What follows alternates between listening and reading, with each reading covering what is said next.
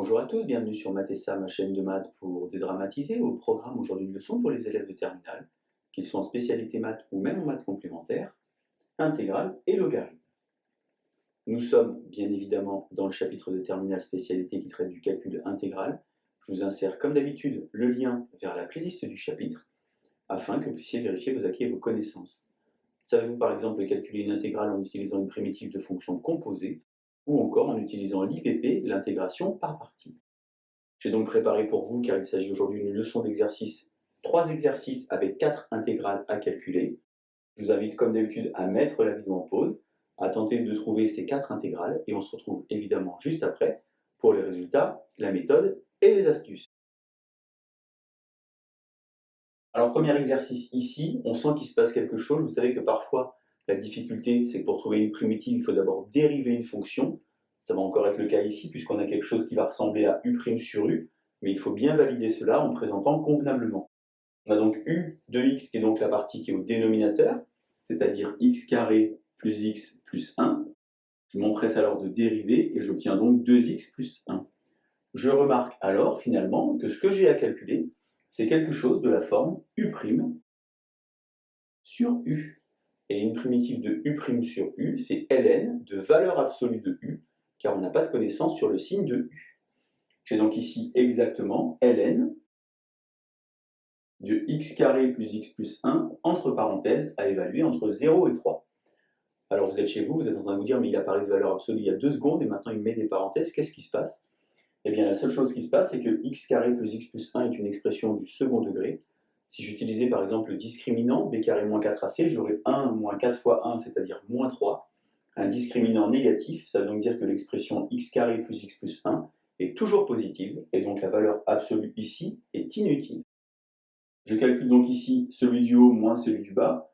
Ça va donc me faire ln de 9 et 3, 12 et 1, 13, moins ln de 1. Je sais que ln de 1, ça fait 0, et j'obtiens donc i égale ln de 13. Je vous rappelle que votre calculatrice, la TI 83 Premium CE, sait calculer des intégrales. Je vous mets une petite capture d'écran là-bas sur la partie droite du tableau. Vous voyez par contre qu'elle ne va pas vous donner la réponse sous la forme de ln de 13, mais sous la forme approchée, ce qui permet quand même déjà de vérifier qu'on a la bonne réponse. Deuxième intégrale ici, de nouveau quelque chose de la forme u' sur u. Donc u, c'est donc e de 2x plus 1. Alors attention parce que lorsque je vais dériver e de 2x, il s'agit d'une fonction composée. Et la dérivée de e de 2x, c'est donc 2e de 2x plus naturellement 0. Puisque la dérivée de 1, ça fait 0. J'ai donc presque quelque chose de la forme u' sur u, car à cet endroit-là, ici, il me manque le petit 2 qui était là, et bien je vais le rajouter ici, et lorsque je l'ai rajouté, eh bien je vais ensuite ajuster mon expression avec 1/2. J'utilise alors la linéarité de l'intégrale. Je fais attention à ne pas oublier ce 1/2 dans le calcul, je le mets ici par exemple, et une primitive de u' sur u, c'est donc ln, entre parenthèses e de 2x plus 1. De nouveau, pas de valeur absolue, car une exponentielle est toujours positive. Positif plus 1, positif, à évaluer donc entre ln de 2 et ln de 3. Alors ici, je peux mettre moins demi en facteur, pour avoir quelque chose de plus simple. Attention ici à bien écrire ln de e de 2, ln de 3 plus 1, moins ln de e de 2, ln de 2 plus 1. Je vais donc utiliser maintenant les propriétés d'exponentielle et de logarithme. Lorsque j'ai un nombre ici devant le ln, je peux le rentrer ici, il devient une puissance. J'ai donc 1/2 de ln de e, 3 au carré, ça fait donc 9.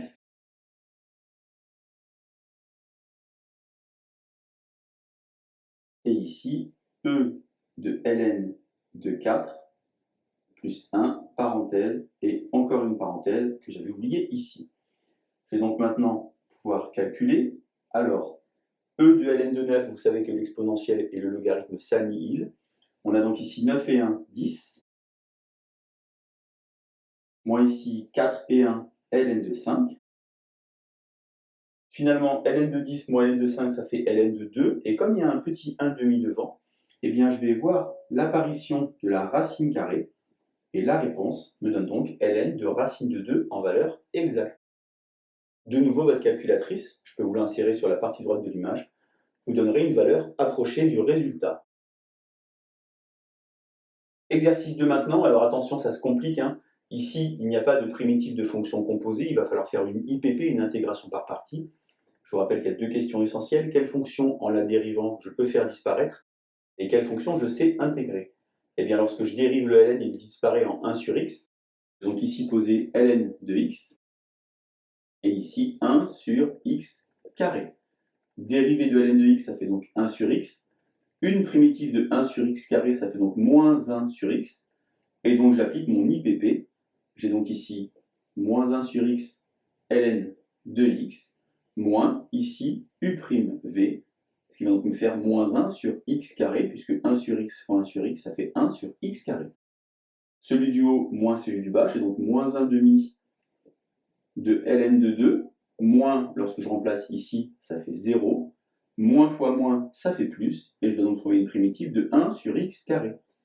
J'ai donc toujours mon 1 demi ici de ln de 2. Primitive de 1 sur x carré, c'est donc moins 1 sur x à évaluer entre 1 et 2. J'ai donc toujours mon moins 1 demi de ln de 2. Ici, moins 1 demi plus 1. 1 moins 1 demi, ça fait 1 demi que je vais mettre en facteur. 1 demi, facteur de 1 moins ln de 2. Dernier exercice enfin, ça se complique toujours. Intégrale entre 1 et e de ln carré de x dx. Alors ici, il n'y a pas de primitive de fonction composée. Pour faire une IPP, vous savez qu'il faut un produit. Et donc c'est l'astuce, le coup classique, le fameux coup du 1. On va dire en fait qu'ici on a un petit 1 à cet endroit-là, pour voir ici notre fonction comme un produit. Ainsi, toujours pareil, quelle fonction je sais faire disparaître en dérivant?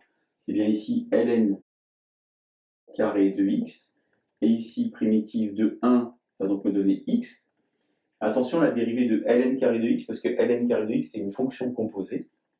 Il faut donc faire quelque chose de la forme w carré, 2w' fois w. Primitive de ln de x, ça va donc faire 1 sur x, j'ai donc 2 sur x pour la dérivée. Et ici, ln de x, je n'oublie donc pas le petit 2, attention, ce sera un piège. uv, x, ln carré de x à évaluer entre 1 ici et e, et ici, moins 2 sur x, ln de x fois x. Alors je remplace ici, ça va me faire e, je vous rappelle que ln de e, ça fait 1, donc ça fait e, lorsque je remplace par 1, ça fait 0, moins, attention au petit 2, par exemple, je peux le sortir ici, et j'ai ici ln de x. Alors soit vous connaissez une primitive de ln de x ln de x moins x, soit vous ne connaissez pas et vous refaites une IPP. Je vais donc utiliser directement ce résultat. J'ai donc e, moins ici, attention le petit 2 toujours, x ln de x moins x. J'ai donc e moins 2 parenthèse, e ln de e ça fait 1 moins e, moins lorsque je remplace par 1, je vais avoir ici 0 moins 1. Finalement, les deux e se simplifient. 1, 2, 3, signe négatif. J'ai donc e moins 2. Je vous rappelle que e vaut environ 2,718, donc le résultat ici doit être 0,718. Je réinsère une image de calculatrice et vous voyez que la calculatrice me donne effectivement une valeur approchée de qualité. Voilà comment faire donc pour calculer intégrale et logarithme. Il faut vraiment maîtriser primitive de fonction composée, mais également les IPP, les intégrations par partie. Je vous laisse vous entraîner et je vous dis à bientôt sur Matessa. Bonne journée!